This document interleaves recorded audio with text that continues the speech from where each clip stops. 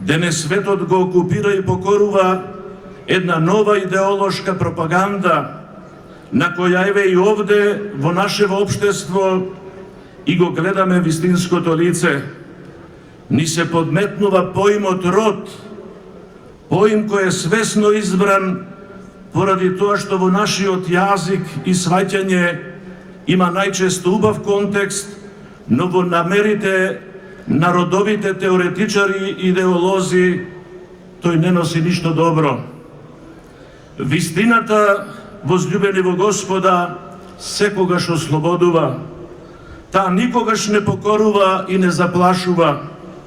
Вистината нема потреба да граби за морална супериорност, притоа искористувајќи ги жените и децата за да биде прифатена, како што тоа го прават некои современи конвенции, налик на Истанбулската, кои под плаштот на заштита на жената сакаат да ни подметнат нешта кои ќе ја загрозат и повредат токму жената, која е столб на семејството, а со тоа и столб на општеството.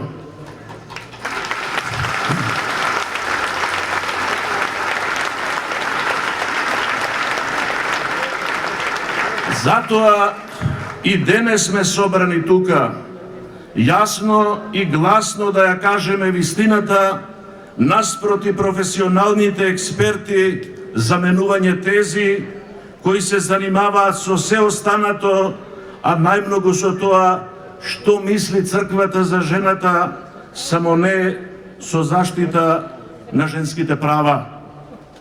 Со векови во својот поглед кон жената, црквата стои со свештен трепет. Жената во учењето и животот на црквата не само што не е немоćна, туку напротив, токму таа во своите кревки мајчински раце го држи оној што ја одржува во постоење сета вселена, семоćниот Бог. Пред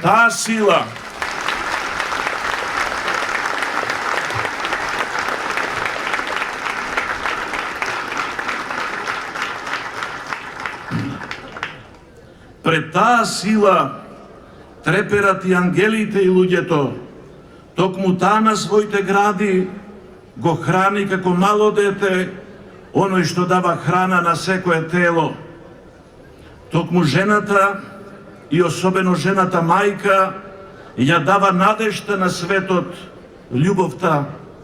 А љубовта секогаш е несебична, жртвено себе принесувачка, и токму поради тоа во нашата представа жената е икона на љубовта и затоа да не дозволиме мајчинството да биде осквернето со ничии новоисковани поими.